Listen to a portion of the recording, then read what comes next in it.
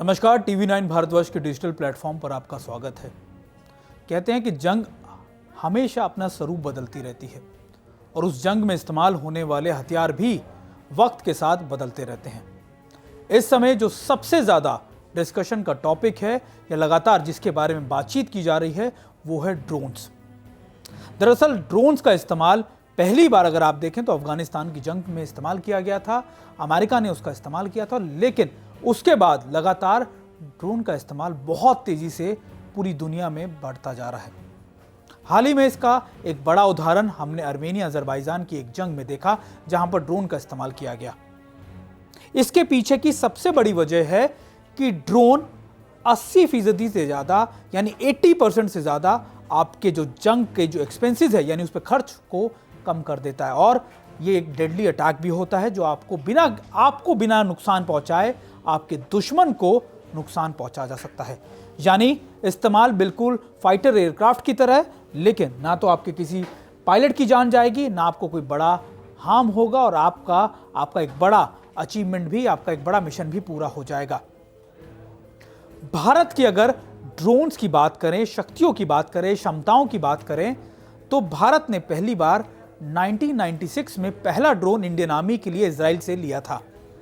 उसके बाद कई ऐसे ड्रोन हैं जो लगातार भारतीय वायुसेना के पास, इंडियन आर्मी के पास, एयरफोर्स के पास या फिर दूसरी एजेंसीज के पास लगातार मुहैया कराए जा रहे हैं। हालांकि डीआरडीओ भी अपने रुस्तम 1 रिस्टन 2 को तैयार कर चुका है। रुस्तम 1 लगातार आ भी चुका है और अलग अलग आयाम पर यानी अलग अलग एक्सपेरिमेंट कर डीआरडीओ नए यूएवीज या ड्रोन्स को तैयार भी कर रहा है। लेकिन जिस तरीके से मैंने शुरुआत की थी, मैं आपको उसी पॉइंट पर लेकर चलता हूं कि यह स्वरूप और बदल रहा है।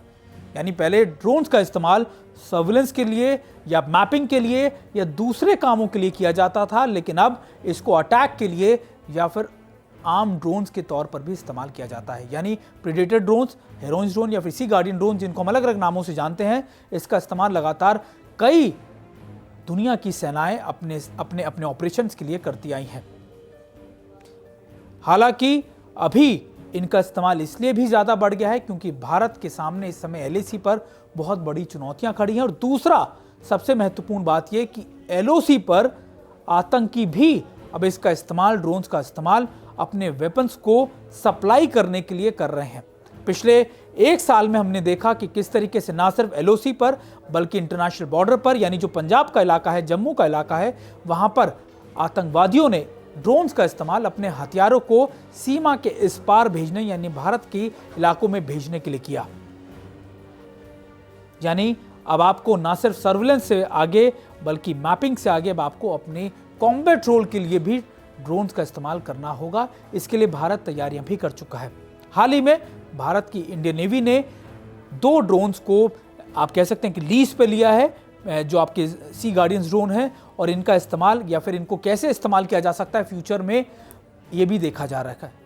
लेकिन कई बार सवाल ये भी खड़ा होता है कि ड्रोन्स की यानी खासतौर पे जो कॉम्बैट ड्रोन्स हैं वो आखिरकार इतने महंगे हैं भारत के पर्सपेक्टिव से कि उतने में अगर आप लाइट कॉम्बैट या फिर आप कह सकते हैं कि आप लाइट कॉम्बैट एयरक्राफ्ट भी ले लें तो वो भी सक्षम है। लेकिन जिस तरीके से मैं आपको बता रहा था कि 80% से ना सिर्फ ज़्यादा ही आपके एक्सपेंसेस को कम कर रहा है बल्कि आपके रिस्क को भी कम करता है। यानी आपके पायलट्स को या दूसरी लोगों को रिस्क में सीधे तौर पर फ्रंट पर आकर रिस्क लेने की जरूरत नहीं पड़ती। ड्रोन का इस्तेमाल आने वाले वक्त में बहुत तेजी से बढ़ेगा क्योंकि ड्रोन्स अब ना सिर्फ भारत बल्कि कई ऐसे मुल्क हैं जिसका इस्तेमाल वो बहुत तेजी से कर रहे हैं। पाकिस्तान भी खास तौर पर चीन से कई बड़े ड्रोन्स ले रहा है या फिर टर्की उसको इस मामले में सपोर्ट कर रहा है। अब देखना यह है कि ड्रोन का इस्तेमाल ना सिर्फ अफगानिस्तान, अजरबैजान, आर्मेनिया बल्कि अब कौन कौन से इलाकों में या फिर कौन कौन से बड़े अटैक्स में इस्तेमाल इसका होता है। लेकिन कहते हैं कि आपको भविष्य की चुनौतियों का अगर सामना करना है तो आपको तैयारी अभी से करनी पड़ेगी। भारत इन तैयारियों को बहुत तेजी से कर रहा है। जुड़े रहिए TV9 भारतवर्ष के साथ और देखते रहिए हमारी एक खास पेशकश।